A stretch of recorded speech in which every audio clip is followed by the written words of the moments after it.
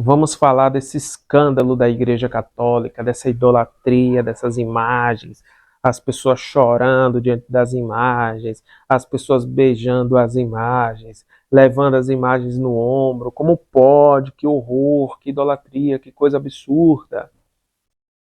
A igreja se corrompeu, olha como a igreja é idólatra. Vamos falar sobre esse assunto? Vamos entender essas coisas aí? Que a graça e a paz de Deus esteja com todos vocês. Vamos entender as imagens na Igreja Católica. Eu falo muito sobre imagem aqui, mas esse vídeo é dedicado só às imagens. Quero falar só sobre imagem hoje. Vocês estão aqui diante da minha imagem, não é isso? Vamos falar sobre imagem. As imagens, elas existem há muito tempo, tá bom? A gente tem registro aí de imagens da Igreja discutindo sobre imagens. Eu consegui registro aí desde o ano 300, que a gente já tem uma discussão da Igreja sobre imagens. Então quer dizer que ela já usava muito antes. Nós temos registro aí dos primeiros cristãos que pintavam imagens nas catacumbas onde era o esconderijo deles, né, para poderem adorar a Deus, celebrarem as missas. Então, eles pintavam imagem de Jesus, imagem de Maria. Então, as imagens é algo do início da igreja mesmo, é algo muito antigo. Não foi que a Igreja Católica inventou agora no século XX, século XXI. As imagens existem aí pelo menos desde o século II, século III aí, a gente já tem imagens, né? A gente já tem os crentes usando imagens para poder recordarem e se comunicarem com Deus e fazerem seus cultos. Então, se a imagem é um motivo de corrupção da igreja, a igreja se corrompeu apenas uns 100 ou 200 anos depois de Jesus, a igreja se corrompeu. Então, isso é uma loucura, né? Já falei aqui em outro vídeo que a igreja não se corrompeu, isso não é possível. Então, inicialmente a igreja tinha suas imagens pintadas, né? Depois as imagens elas foram esculpidas, passaram a serem esculpidas. A comunhão dos santos ela também já é bem antiga, já tem registros aí do século II, século III, bem lá no iniciozinho, né? Que é a igreja orando pelos santos. Nós temos santos que no momento da sua morte estão prometendo que irão orar por outros santos que ainda estavam em vida, né? Como é que eles vão orar depois de mortos? Então a igreja já entende isso desde o início. Isso é uma doutrina muito antiga da igreja. Por quê? A igreja, mas não está na Bíblia. A igreja, eu já expliquei aqui, ela não nasce por meio da leitura da Bíblia. A igreja é quem vai escrever a Bíblia. Ela já tem, obviamente, o Velho Testamento, mas ela vai escrever o Novo Testamento. É a igreja que escreve a Bíblia. Então, a igreja nasce antes da Bíblia. O Velho Testamento não era a Bíblia. Estou falando de Bíblia Sagrada, que foi o livro compilado pela igreja, o produto da igreja, a Bíblia Sagrada. O cânon, não tínhamos isso. Tínhamos só mesmo as escrituras sagradas do Velho Testamento, que não são a doutrina totalmente revelada para a igreja, né? Nós não podemos seguir aqueles estatutos e leis daquela forma que Israel seguia, né? Fazendo sacrifícios, nos abstendo de determinados alimentos, guardando os sábados. Isso não é a doutrina da igreja, né? Isso é o início da revelação da igreja, mas a doutrina da igreja vai ser escrita pela igreja depois que a igreja vive isto. Então, a igreja primeiro prega, ela vive a tradição, depois ela escreve. Então, assim, eu tenho aí vídeos falando sobre isso, estudem que vocês vão entender isso melhor. E as imagens, elas nascem também da tradição da igreja. Porque a igreja não tem só escritura. Isso é uma loucura, entendeu? Só as seitas evangélicas e outras seitas bíblicas que se apegam à escritura porque eles vêm depois da escritura. Eles não são a igreja verdadeira. A igreja verdadeira ela veio antes da escritura, né? Eu falo da escritura do Novo Testamento, já deu para entender, né? Então, a igreja ela não é um produto da escritura, né? A igreja compila as escrituras para poder continuar com esse depósito de fé, tá bom? É assim que acontece. Então, na tradição que é espiritual da igreja, que não é corrupção, mas sim o movimento espiritual, de cultos da igreja, as imagens elas vão logo cedo fazendo parte dos cultos. E a igreja, conforme os santos de Deus vão morrendo, a igreja já começa a venerá-los. Isso é muito pouco tempo depois da era apostólica.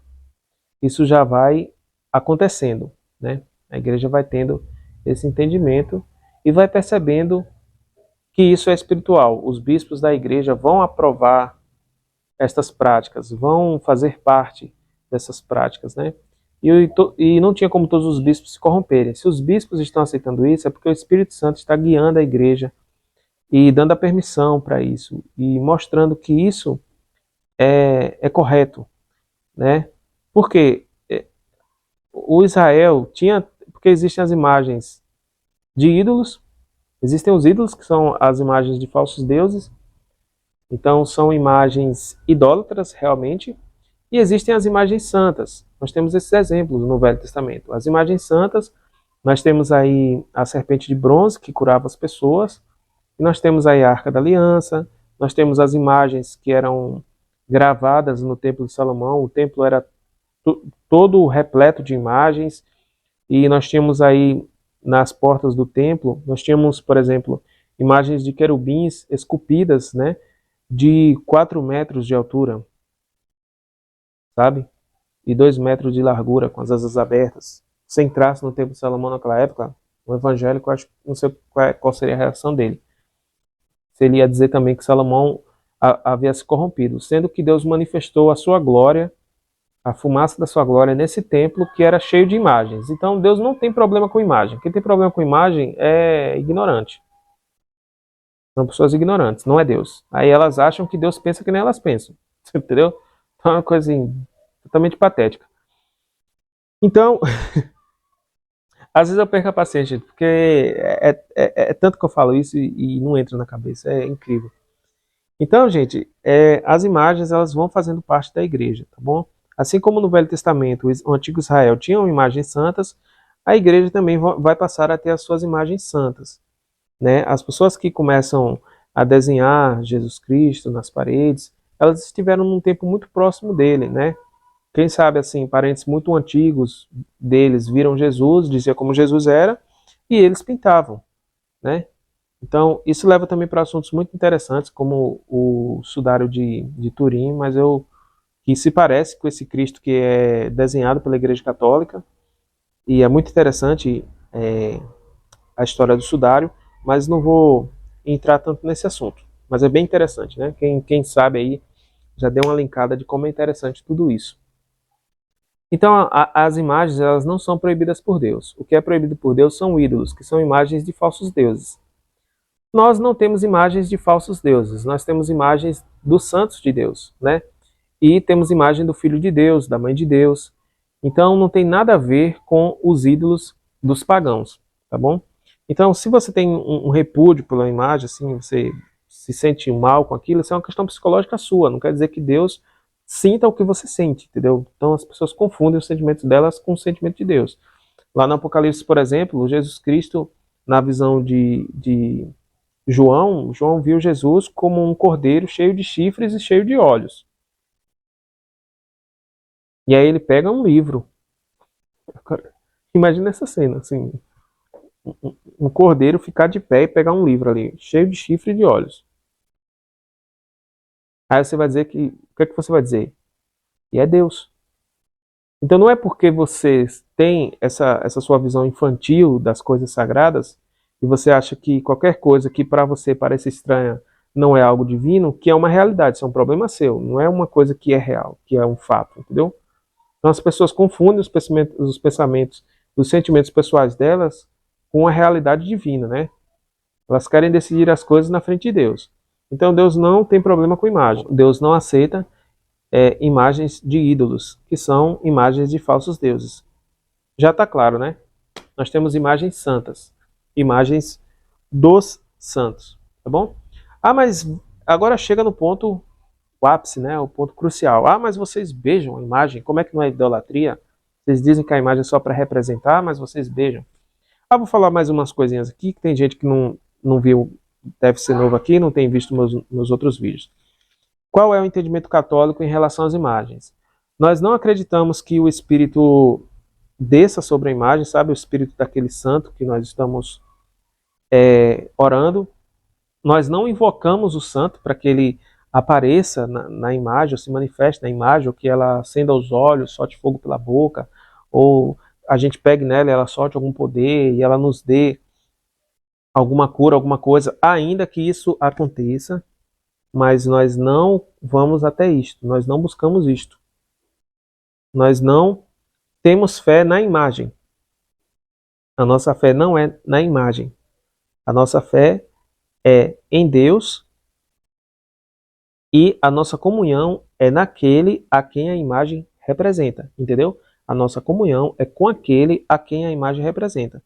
Então, por exemplo, eu quero me conectar com a Virgem Maria. Na doutrina católica, os santos não estão mortos. Então nós não nos comunicamos com mortos, eles estão vivos. Eles já estão nos céus com Deus, entende? Então a gente não está falando com gente morta. Jesus falou sobre isso. Jesus falou assim, aquele que crê em mim nunca morrerá. E aí a gente vê um exemplo do rico do Lázaro, que o rico, quando morre, já vai diretamente para o inferno, e Lázaro, quando morre, já vai diretamente para o seio de Abraão, em um lugar reservado por Deus, né? Porque isso, Jesus ainda não tinha morrido nessa época, sabe? Então Jesus abriu a porta dos céus. Quem morre agora já vai para o céu, se Jesus aprovar. Entende? Então os santos já estão lá, eles estão vivinhos. E como eles estão numa comunhão muito mais próxima com Deus, eles não são mais, eles não têm mais as limitações físicas como nós temos aqui, porque nós vivemos no planeta Terra, somos de carne e osso, e agora eles têm uma vivência espiritual muito que não se limita à realidade material. Então eles podem sim saber que estamos orando aqui, eles podem saber sobre nós e eles podem pedir a Deus por nós. Então o santo, ele não vai tomar o lugar de Deus, ele vai nos ajudar em oração diante de Deus. Assim como você pede uma oração por alguém que você confia, nós pedimos oração aos santos porque eles já estão mais perto de Deus do que nós. Então a gente acredita que podemos alcançar uma resposta de Deus mais rápido ou com mais eficiência. Não é que nós católicos não podemos orar diretamente para Deus, nós podemos. Mas além de podermos orar diretamente para Deus, nós contamos com a ajuda dos nossos irmãos que já estão lá no céu. Então a imagem é para representar aquele irmão que está lá. Uma imagem de Maria é para representá-la, sabe? Quando se eu fechar o olho e imaginar Maria e começar a orar, a pedir a ela, a pedir pela sua intercessão, que ela me ajude em oração a Deus, é bom e acontece. Mas se eu tiver uma imagem dela, né, eu puder ver, puder tocar, aquela conexão, ela aumenta, porque nós seres humanos temos isso é uma coisa humana, a gente gosta de pegar, de tocar, de ver.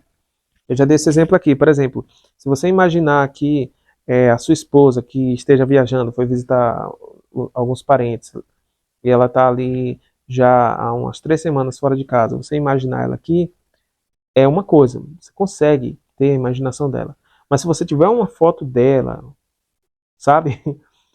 A conexão com essa imaginação que você tem dela é muito mais forte. E aí você pode passar a mão na foto, acariciar a foto ali, pensando nela, pode chorar vendo a foto, porque a imagem traz uma conexão mais forte. A igreja é inteligente, entendeu que isso funciona bem e usa as imagens, entendeu? Sem falar que as imagens ensinam, né? Quando você entra na igreja católica, tá lá Jesus crucificado. Aquilo te conecta, aquilo te lembra. Olha, você entrou em um lugar que por meio desse sacrifício nós estamos vivos aqui.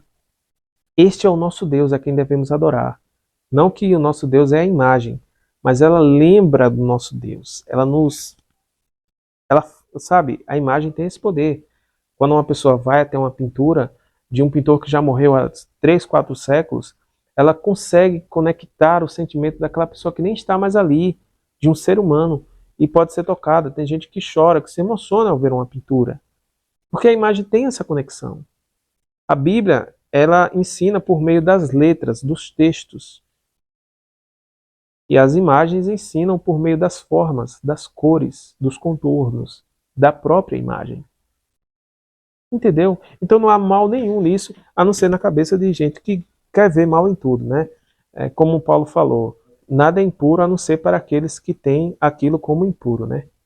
Então, isso aí só a gente não tem o que fazer para essas pessoas. E aí a questão, então, por que vocês choram diante da imagem? Primeiro que a igreja, se você tem uma amizade com esse santo que está no céu, porque existe a comunhão da igreja que está na terra e a igreja que está no céu, certo? A comunhão não é rompida por meio da morte. A morte é uma transferência. Você sai desse plano material para um plano espiritual. Mas a igreja é o corpo de Cristo, estando ela aqui na terra, estando ela lá no céu. É o corpo de Cristo. Então nós ainda continuamos sendo irmãos, continuamos conectados, somos ainda um corpo. Então a igreja que está aqui na terra se conecta com a igreja no céu. A amizade continua. A comunhão dos irmãos continua. Então nós que estamos na terra nos comunicamos com nossos irmãos que estão lá no céu. Entende? Então, como a imagem representa aquele santo, ela passa a ter um valor. Concorda comigo? Por exemplo, se você tem uma foto do seu pai, você vai cuspir nela? Você vai rasgar ela? Imagina que você tem uma foto do seu avô. É a única lembrança que você tem dele. Você vai rasgar, você vai cuspir, você vai pisar em cima, você vai deixar alguém queimar aquilo? Não. Aquela foto, você sabe que aquilo não é o seu avô, mas ela tem um significado de amor. Ela te lembra do teu avô, é a imagem do teu avô que está ali. A mesma coisa. As imagens católicas, elas passam a ter um significado especial porque elas representam alguém especial. Um santo de Deus. Um santo que está na glória de Deus. Isso é só por ela representar, aí vem a reverência. Nós reverenciamos a imagem pelo que ela representa.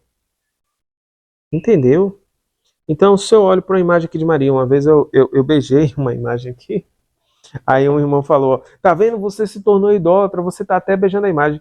Eu beijei, gente, porque quando você entende, né, uma imagem que representa um milagre muito lindo que aconteceu por meio da Virgem Maria, e você entende que a Virgem Maria ela é mãe da igreja, é muita informações para vocês, porque vocês não creem nisso, tá lá em Apocalipse 12, vocês vão ver que a mulher é o dragão, a mulher ali é Maria, e a semente da mulher, que são os que guardam o mandamento de Deus, são os filhos da mulher. Se a mulher é Maria, os filhos da mulher, a semente da mulher, são os que guardam os mandamentos de Deus, que é a igreja, então a igreja, Maria é mãe da igreja, né?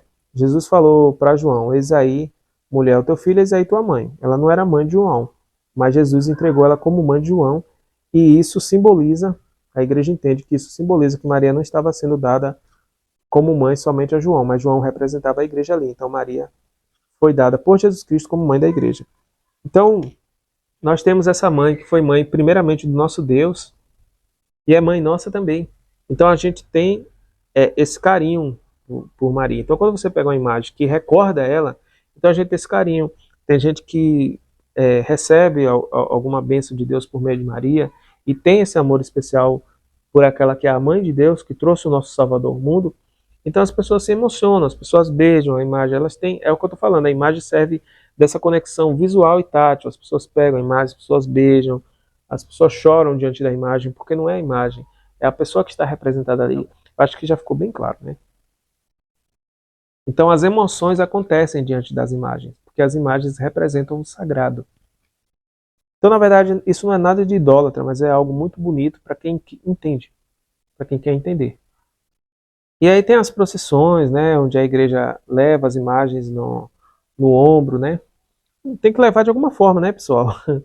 Antigamente a Arca da Aliança ela era levada no ombro, né? Tinha essas procissões também do Velho Testamento. E o Novo Testamento renova, dá um... O Novo Testamento, ele é a revelação do Velho. Então, não é que tudo aquilo ali ficou para trás. Elas só estão melhor reveladas para nós. Elas estão agora, aquilo que estava atrás do véu, agora está à nossa vista. Então aquelas práticas, elas já eram práticas que revelariam as nossas práticas atuais, só que num contexto debaixo da graça, ao invés de ser debaixo da lei. Então, Israel tinha as suas procissões, né? Carregava a Arca da Aliança, e nós carregamos também, Maria representa a Arca da Aliança no Novo Testamento, então nós levamos também imagem de Maria e dos santos, né? Passando pelas ruas, ali celebrando a vida de um santo, honrando aqueles santos. E aí nós temos a veneração aos santos, que muitos confundem com adoração, né?